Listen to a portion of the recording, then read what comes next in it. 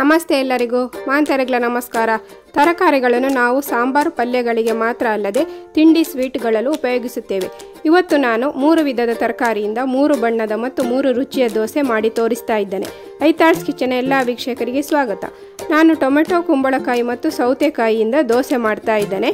ತರಕಾರಿ ತಿನ್ನಲು ಹಿಂದೆ ಮುಂದೆ ನೋಡುವ ಮಕ್ಕಳಿಗೆ ಅಮ್ಮಂದಿರು ಈ ರೀತಿಯಾಗಿ ತಿಂಡಿ ಮಾಡಿ ಕೊಡ್ಬೋದು. ಮಕ್ಕಳ ಟಿಫಿನ್ ಬಾಕ್ಸ್ಗೂ ಇದು ಬೆಸ್ಟ್ ತಿಂಡಿ. ಮೊದಲು ನಾನಿಲ್ಲಿ ಟೊಮೆಟೊ ದೋಸೆ ಮಾಡ್ತಾ ಇದ್ದೇನೆ. ಅದಕ್ಕೆ ನಾನು 1 ಇಂಚಿನಷ್ಟು ಶುಂಠಿ ಮತ್ತು 3 ಟೊಮೆಟೊವನ್ನು ಕಟ್ ಮಾಡಿಕೊಂಡು ಮಿಕ್ಸಿ ಜಾರಿಗೆ ಹಾಕೊಳ್ತಾ ಇದ್ದೇನೆ. ಹಾಗೆ ಇಲ್ಲಿ 4 ಬ್ಯಾಡಗಿ ಮೆಣಸನ್ನು ನಾನು ಮೊದಲೇ ನೀರಲ್ಲಿ ನೆನೆಸಿಟ್ಟಿದ್ದೆ, ಅದನ್ನು ಕೂಡ ಹಾಕೊಳ್ತಾನೆ. ನೀರಲ್ಲಿ ನೆನೆಸಿಟ್ಟು ಹಾಕೋದ್ರಿಂದ ಒಳ್ಳೆ ಕಲರ್ ಮತ್ತು ಟೇಸ್ಟ್ ಬರ್ತದೆ. ಇದನ್ನು ರುಬ್ಬಿ ಪಕ್ಕಕ್ಕೆ ಇಡ್ತಾನೆ. ಈಗ ಒಂದು ಪಾತ್ರೆಗೆ 1 ಕಪ್ಪಿನಷ್ಟು ಅಕ್ಕಿ ಹಿಟ್ಟು, ಅರ್ಧ ಕಪ್ಪಿನಷ್ಟು ಮೀಡಿಯಂ ರವೆ ಹಾಕೊಳ್ತಾನೆ.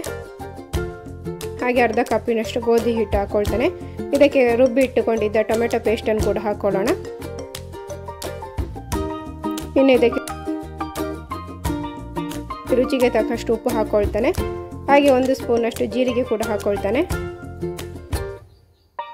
1 ಗ್ಲಾಸ್ನಷ್ಟು ನೀರು ಹಾಕೊಳ್ಳೋಣ.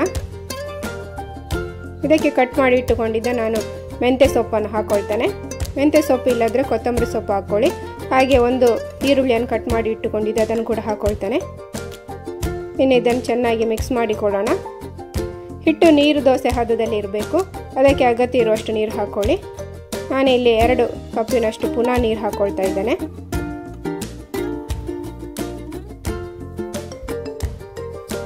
ಚೆನ್ನಾಗಿ ಮಿಕ್ಸ್ ಮಾಡಿಕೊಳ್ಳೋಣ. ನೋಡಿ, ಈ ಹದದಲ್ಲಿ ಇರಲಿ, ಅಗತ್ಯ ಇರುವಷ್ಟು ನೀರು ಹಾಕ್ಕೊಳ್ಳಿ. ಈಗ ಇದನ್ನು 15 ನಿಮಿಷದಷ್ಟು ಮುಚ್ಚಿಡಬೇಕು. 15 ನಿಮಿಷದ ನಂತರ ಈಗ ದೋಸೆ ಮಾಡಲಿಕ್ಕೆ ಇದು ರೆಡಿ ಆಗಿದೆ. ನಾನು ಗ್ಯಾಸಲ್ಲಿ ಕಾವಲಿ ಬಿಸಿ ಆಗಲಿಕ್ಕೆ ಇಟ್ಟಿದ್ದೆ. ಕಾವಲಿ ಚೆನ್ನಾಗಿ ಬಿಸಿ ಆಗಬೇಕು. ಫ್ಲೇಮ್ ಹೈಯಲ್ಲಿ ಇಟ್ಟುಕೊಂಡೆ ಇದಕ್ಕೆ ದೋಸೆ ಹಿಟ್ಟನ್ನು ಸ್ಪ್ರೆಡ್ ಮಾಡಿಕೊಳ್ಳಿ, ಆಗ ಒಳ್ಳೆ ಟೆಕ್ಸ್ಚರ್ ಬರ್ತದೆ. ಮೇಲ್ಗಡೆ ತುಪ್ಪ ಹಾಕ್ಕೊಂಡು ಇದನ್ನು ಬೇಯಲು ಬಿಡೋಣ. ಇನ್ನು ಫ್ಲೇಮನ್ನು ಲೋದಿಂದ ಮೀಡಿಯಂನ ನಡುವಲ್ಲಿಡಿ, ಆಗ ದೋಸೆ ಒಳ್ಳೆ ಕ್ರಿಸ್ಪಿಯಾಗಿ ಬರ್ತದೆ. ಈಗ ಬೆಂದಿದೆ ನೋಡಿ, ಎಷ್ಟು ಚಂದ ಕಲರ್ ಬಂದಿದೆ, ಕ್ರಿಸ್ಪಿಯಾಗಿ ಬಂದಿದೆ. ಈಗ ಇದನ್ನು ತಟ್ಟೆಗೆ ತೆಗಿತಾನೆ. ಇನ್ನು ಕುಂಬಳಕಾಯಿ ದೋಸೆಗೆ ರೆಡಿ ಮಾಡಿಕೊಳ್ಳೋಣ. ಇದಕ್ಕೆ 2 ಕಪ್ ದೋಸೆ ಅಕ್ಕಿಯನ್ನು ನಾನು 1 ಗಂಟೆ ನೆನೆಸಿಟ್ಟಿದ್ದೆ. ಹಾಗೆ ಅರ್ಧ kg ಕುಂಬಳಕಾಯಿ ತಗೊಂಡಿದ್ದಾನೆ, ಅದನ್ನು ತುರಿದಿಟ್ಟಿದ್ದೇನೆ. ತುರಿದ ಕುಂಬಳಕಾಯಿಯ ನೀರನ್ನು ನಾನು ಸ್ಟ್ರೈನ್ ಮಾಡಿಕೊಂಡು 1 ಗ್ಲಾಸಿಗೆ ಹಾಕೊಳ್ತಾನೆ. ಇದನ್ನು ಖಾಲಿ ಹೊಟ್ಟೆಗೆ ಕುಡಿಬೇಕು. ಹೀಗೆ ಕುಡಿಯುವುದರಿಂದ ಇದು ಹೊಟ್ಟೆ ಕ್ಲೀನ್ ಮಾಡ್ತದೆ, ಅಲ್ಲದೆ ಇದು ಡಿಟಾಕ್ಸಿಫೈ ಆಗಿ ಕೆಲಸ ಮಾಡ್ತದೆ. ವಾರಕ್ಕೊಮ್ಮೆ ಆದರೂ ಈ ರೀತಿ ಮಾಡಿ ನೋಡಿ. ಇನ್ನು ಮಿಕ್ಸಿ ಜಾರಿಗೆ ನೆನೆಸಿಟ್ಟಿದ್ದ ಅಕ್ಕಿಯನ್ನು ಮತ್ತು ತುರಿದಿಟ್ಟಿದ್ದ ಕುಂಬಳಕಾಯಿಯನ್ನು ಹಾಕೊಳ್ತಾನೆ. ಹಾಗೆ ಅರ್ಧ ಕಪ್ಪಿನಷ್ಟು ತೆಂಗಿನ ತುರಿ ಹಾಕೊಳ್ತಾನೆ. 1 ಸ್ಪೂನಷ್ಟು ಜೀರಿಗೆ ಹಾಕೊಳ್ಳೋಣ. ಹಾಗೆ 3/4 ಸ್ಪೂನಷ್ಟು ಕರಿಮೆಣಸು ಹಾಕೊಳ್ಬೇಕು, ಪೆಪ್ಪರ್. ಸ್ವಲ್ಪ ನೀರು ಹಾಕ್ಕೊಂಡು ಇದನ್ನು ನುಣ್ಣಗೆ ರುಬ್ಬಿ ತರ್ತಾನೆ. ರುಬ್ಬಿದ ಮಿಶ್ರಣವನ್ನು ನಾನಿಲ್ಲಿ 1 ಪಾತ್ರೆಗೆ ಹಾಕ್ಕೊಂಡಿದ್ದೇನೆ. ಈಗ ಮಿಕ್ಸಿ ಜಾರಿಗೆ ಸ್ವಲ್ಪ ನೀರು ಹಾಕ್ಕೊಂಡು ಅದನ್ನು ಮಿಶ್ರಣಕ್ಕೆ ಹಾಕ್ಕೊಳ್ಳೋಣ. ರುಚಿಗೆ ತಕ್ಕಷ್ಟು ಉಪ್ಪು ಹಾಕ್ಕೊಳ್ಳೋಣ. ಈ ಹಿಟ್ಟು ಕೂಡ ನೀರು ದೋಸೆ ಹದದಲ್ಲೇ ಇರಲಿ. ಎಲ್ಲವನ್ನು ನಾನು ನೀರು ದೋಸೆಯ ರೀತಿಯಲ್ಲೇ ಮಾಡ್ತಾ ಇದ್ದೇನೆ.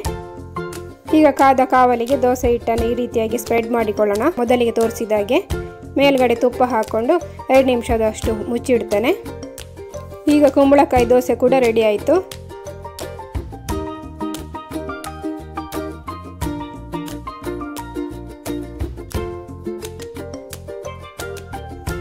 ಇನ್ನು ಕಾದ ಕಾವಲಿಗೆ ನಾನು ಸೌತೆಕಾಯಿ ದೋಸೆ ಹಿಟ್ಟು ಹಾಕ್ತಾ ಇದ್ದೇನೆ.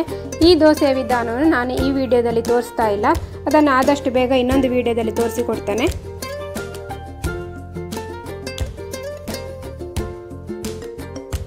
ಸ್ವಾತಂತ್ರ್ಯ ದಿನಾಚರಣೆ ಶುಭಾಶಯ ಹೇಳುತ್ತಾ ನಾನು ಇಲ್ಲಿ 3 ಕಲರ್ನ ದೋಸೆಯನ್ನು ಮಾಡಿ ತೋರಿಸ್ತಾ ಇದ್ದೇನೆ.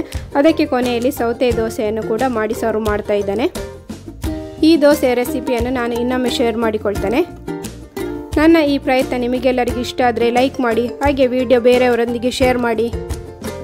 ಈ ರೀತಿ 3 ಬಣ್ಣ ಬರುವ ಹಾಗೆ ಬೇರೆ ಯಾವ ಡಿಶ್ ಮಾಡ್ಬೋದು ಅಂತ ನನಗೆ ಕಮೆಂಟ್ ಮಾಡಿ ತಿಳಿಸಿ. ಚಾನಲ್ ಸಬ್ಸ್ಕ್ರೈಬ್ ಆಗಲು ಮರಿಬೇಡಿ. ನನೊಂಜಿ ವಿಡಿಯೋ ತಿಕ್ಕಕ. Thank you, bye.